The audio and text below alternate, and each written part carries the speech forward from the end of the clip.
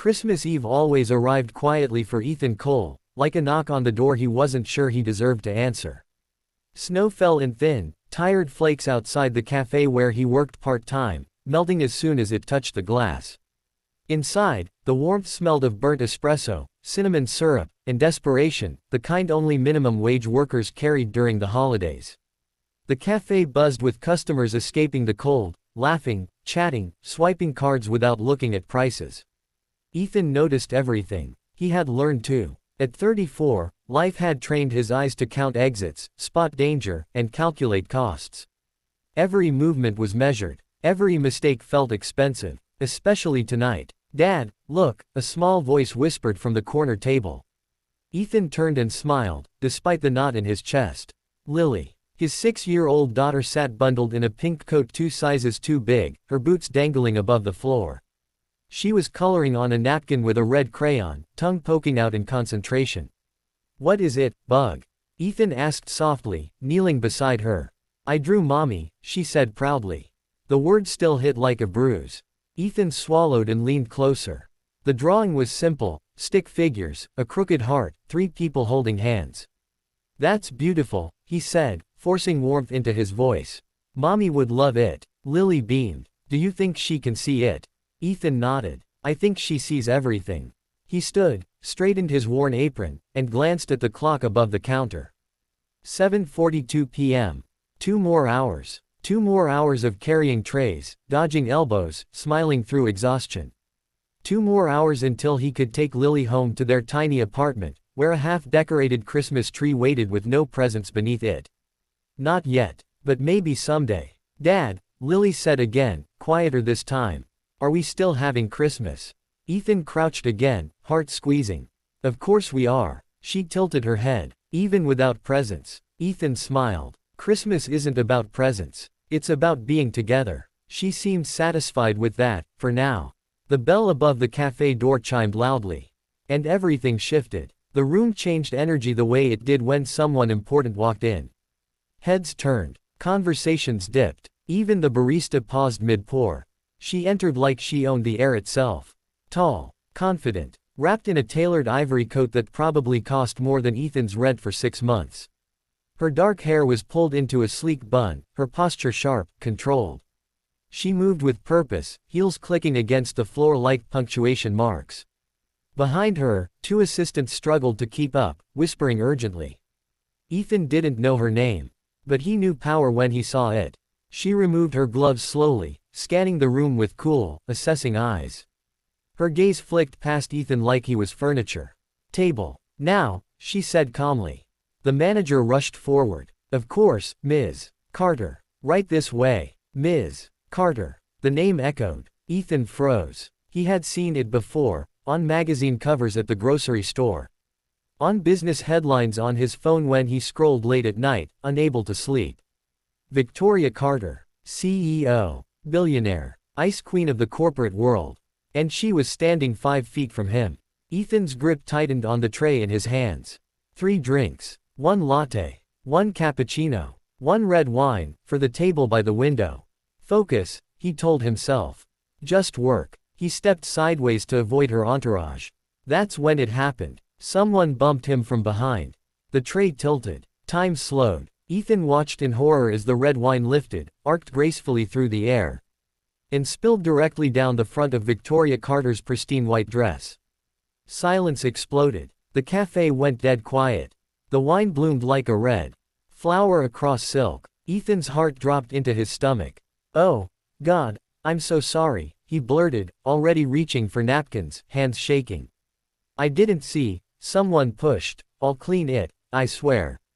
Victoria looked down, slowly. Then she looked at him.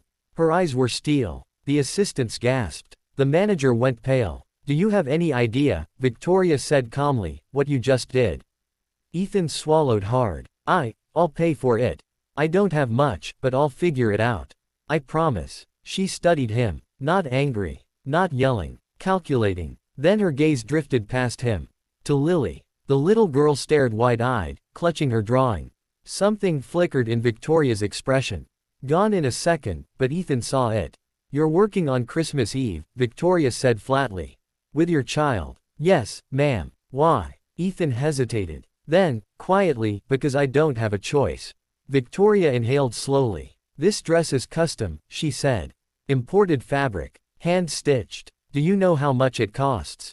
Ethan shook his head. It's more than you make in a year, she said. His shoulders slumped. I understand if you want to call the police, he said. Or my manager. Please don't fire me. I need this job. The cafe felt smaller. Hotter. Victoria stared at him for a long moment. Then she surprised everyone. No, she said. I don't want your money. Ethan blinked. You don't. She stepped closer. Her perfume was subtle. Expensive. Real. I want repayment, she said evenly. On my terms. Ethan's pulse hammered. Anything. Her lips curved slightly, not a smile. Tomorrow night, she said. Dinner. One date. The room gasped again. Ethan's brain short-circuited. Date. Yes. Her eyes locked onto his. Christmas Day. 7 p.m. You'll show up. You'll be honest. And you'll give me your time. I don't understand. You will, she said, already turning away. Address will be sent to your phone. She paused. And clean the dress, she added. I'll need it back. Then she walked out, heels echoing, leaving chaos behind. Ethan stood frozen. Lily tugged his sleeve. Dad. He looked down at her, heart racing. Yes, Bug. Did you just get in trouble? He forced a laugh. Something like that. Outside, snow continued to fall. Ethan had no idea that a single spilled drink had just split his life into before and after. And Christmas would never feel the same again. Ethan almost didn't go. He stood in front of the mirror in his tiny apartment, staring at a man he barely recognized. His only decent shirt, light blue, slightly faded at the collar, was ironed carefully on the kitchen table. The suit jacket he borrowed from a neighbor hung awkwardly on his shoulders, a little too tight in the arms. Behind him, Lily sat on the bed, swinging her legs. You look fancy, she said. Ethan smiled weakly. Do I? She nodded seriously. Like the dads on TV. He laughed under his breath. Well, that's new. But inside, his stomach twisted. This wasn't a date. It was a debt. And he was walking straight into the world of a woman who could crush him without effort. Ethan checked his phone again. The address Victoria Carter had sent wasn't a restaurant.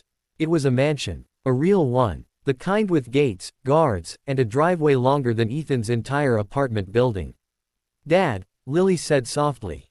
Are you scared? Ethan knelt in front of her. A little. She hugged him suddenly, tight.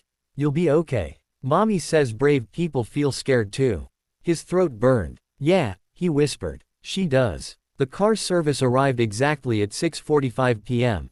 Ethan had never ridden in something so quiet. Leather seats. Soft lighting. The driver didn't speak. As the city faded into wealthier neighborhoods, Ethan felt smaller with every turn. Houses grew larger. Streets grew quieter. Christmas. Lights became elegant instead of cheerful. Finally, the car slowed. Tall iron gates opened silently. And there it was. Victoria Carter's home. The mansion glowed under soft golden lights, snow dusting the hedges like powdered sugar. It didn't feel festive. It felt untouchable. The driver opened the door. Mr. Cole. Ethan stepped out, heart pounding. Before he could second-guess himself, the front doors opened. Victoria stood there. She wasn't wearing a gown. She wore black trousers, a simple cream blouse, hair loose around her shoulders. No assistants. No armor. Just her. You're on time, she said. Ethan cleared his throat. I didn't want to owe you more. A flicker of something crossed her face. Come in, she said. Inside, the mansion was quiet. No music. No decorations. No tree. Just space. Too much of it. They sat across from each other at a long dining table. A private chef placed plates silently between them and disappeared. Victoria lifted her glass. You don't drink, I assume. Ethan shook his head. Not since Lily. Good, she said. Clear minds are harder to lie with. The words landed heavy. Ethan took a breath. Can I ask you something? She nodded once. Why me? Victoria leaned back slightly. I could ask the same. I'm not special, Ethan said honestly. I spilled a drink. That's it. You apologized, she said. Most people don't. He frowned. That's not. You were scared, she continued. Not for yourself. For your job. For your child. I saw that. Silence stretched. Then Ethan said quietly, "People like me don't usually get noticed by people like you." Victoria's eyes sharpened. "People like me. Rich," he said simply. "Powerful." She looked away for the first time. "Power is lonely," she said. "Everyone wants something from you. Money, influence, access. You didn't. I just wanted to keep my job." "Exactly." Dinner continued slowly. Awkward at first, then softer. Ethan spoke about Lily. About learning to braid hair from YouTube videos. About burning pancakes every Sunday. Victoria listened. Really listened. When she spoke, it was different. She talked about boardrooms, betrayals, winning at the cost of everything else. "No one asks how I am," she said quietly. "They ask what I can do for them." Ethan met her gaze. "So how are you?" Victoria froze. The question seemed to hit harder than any insult. "I don't know," she admitted. The clock ticked loudly. Then, unexpectedly, she laughed. Soft. Real. "This was supposed to be punishment," she said. And yet, Ethan asked. "And yet," she said, "it feels like the first honest Christmas Eve I've had in years." The evening ended without touch. Without promises. But when Ethan stood to leave, Victoria said, "The debt isn't paid yet." His chest tightened. "I figured. Dinner again," she said. "Tomorrow." "Why?" "Because," she replied, eyes steady, "I don't want to be alone on Christmas anymore." Ethan hesitated, then nodded. Outside, snow fell heavier. And for the first time since his wife died, Ethan felt something unfamiliar stir in his chest. Hope.